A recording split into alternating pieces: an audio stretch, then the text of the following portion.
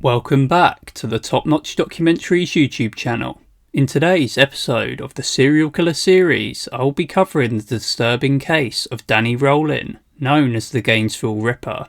I hope you enjoy. The city of Gainesville, Florida, is most known for holding the University of Florida and Santa Fe College. The university in particular attracts many young people to the area, with hopes of studying and having an overall good time. The city is peaceful and safe, receiving plenty of funding from the government, primarily based on the existence of the university. The university itself is an excellent source of job employment for locals in the area, creating a close, tight-knit community. However, in late August of 1990, one man's actions would cause the city of Gainesville and the university specifically to be shaken to its very core. The crime committed being so heinous that investigators were convinced that it would be the start of a disturbed killer's murder spree in the city. 17-year-old Christina Powell had moved into an apartment near to the University of Florida. She was eager to begin her freshman year at the university and had moved in with another girl, an 18-year-old named Sonia Larson. Sonia was active in church and had given back to her community of Pompano Beach, Florida, prior to leaving for university. She contributed by helping out toddlers at the church-run daycare. The kids loved to listen to her, and she was described as being great with children. Christina and Sonia had been unpacking and transferring items into their shared apartment and wanted to look for part-time work in the area to support themselves. Both girls were high achievers and were into sports in high school. Everything seemed to be going well for them. Christina's classes were due to begin on Monday, August the 27th.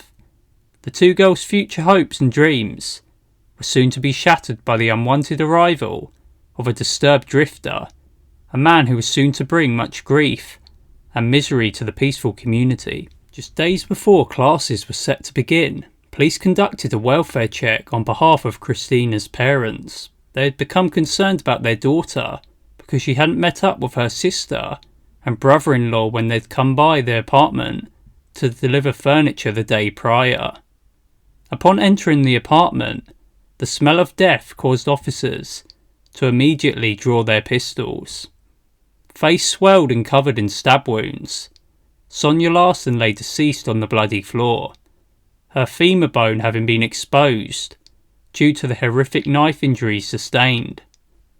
As police checked room to room, the horror intensified as blood was everywhere. Downstairs, police would locate Christina. She was also deceased. The killer had removed both of her nipples and she'd been posed by him. The same brutal stab wounds littered her lifeless body. The girls' belongings had been strewn over the bloody floor and the killer had bound the girls with tape, which had then been taken by him. The scene was described as horrific, and the fear amongst the police was that this was just the beginning. The chief of police commented saying, "I realised this was someone who was going to prey on young women, and I probably have 50,000 of them in the jurisdictions of Gainesville and Alachua County." Further adding to the horrific crime scene were reports of noise from the apartment. The shower could be heard early the morning after the murders, and George Michael's song Faith was playing at 10 a.m. Their killer was comfortable in the residence and wasn't quick to flee. The story would quickly break about the brutal double murder and everyone was freaked out. The fear only intensified as investigators discussed a case from less than a day prior. Krista Hoyt, a Santa Fe College student, described as someone who was a real go-getter and someone who everybody liked, had been found deceased at her residence. Along with attending the Santa Fe College, she was working at the Alachua County Sheriff's Office as a records clerk.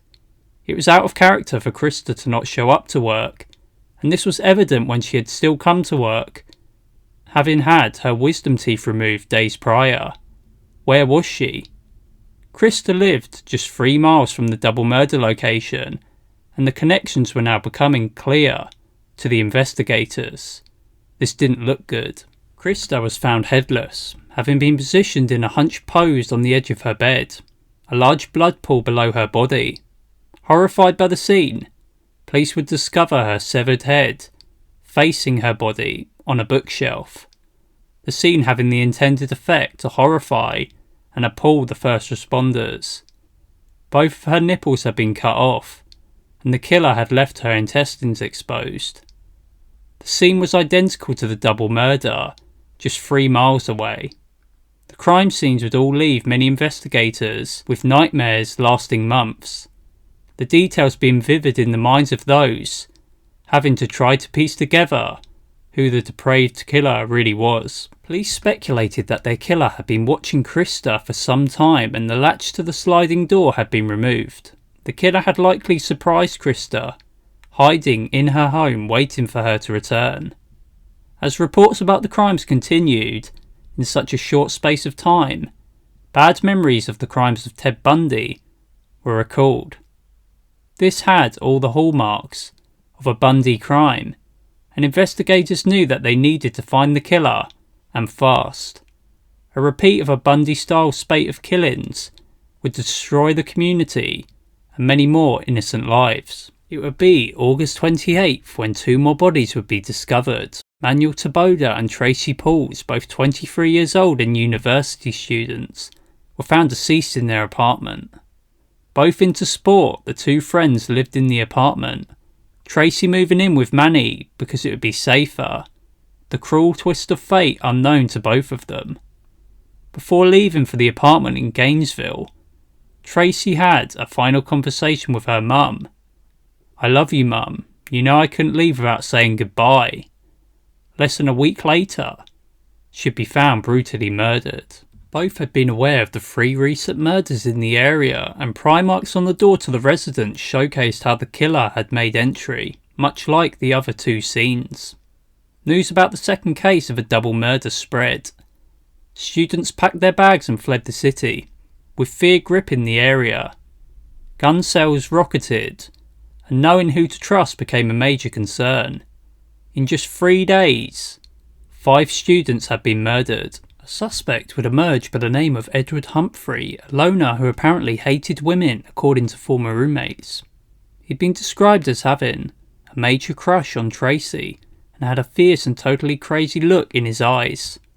He would carry around a large hunting knife and fit the profile of their killer. Obviously a complete nut, the suspect had been known to threaten people with the knife, shouting "God told me to kill you" one time toward a security guard.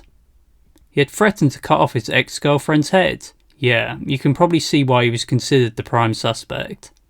There was another suspect who mirrored him by the name of Stephen Bates, a similar background when it came to possessing a large hunting knife and being a complete nutcase.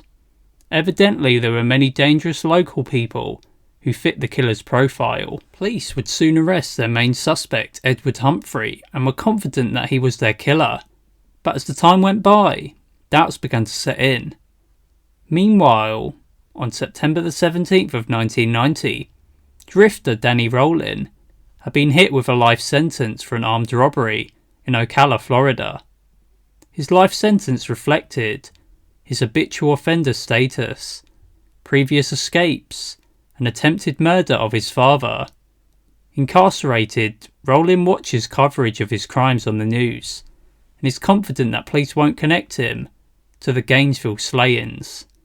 However, 5 months after the Gainesville murders, Rowlin was tied to the crimes via DNA evidence and a screwdriver which matched pry marks on the murder victim's apartment doors. Bit of background on Danny Rowlin. Danny Rowlin was 25 years old when he allegedly committed his first sex attack. The year was 1979, and Rowlin had just been divorced by his wife of 3 years. His anger at the divorce led him walking a couple of blocks from his home in Shreveport, Louisiana, where he broke into a college girl's residence and victimised her in the worst way possible. That same year, having not been caught for the attack on the college girl, he would commit a robbery of a convenience store near to his home.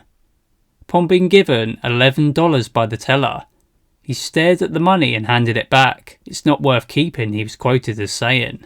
Both of these crimes really highlight Rowling's known MO when it came to sexual attacks and robberies. picking a house of a young woman and then breaking in at night, leaving behind no fingerprints and hiding behind a ski mask. His attacks and robberies were similar in this detail.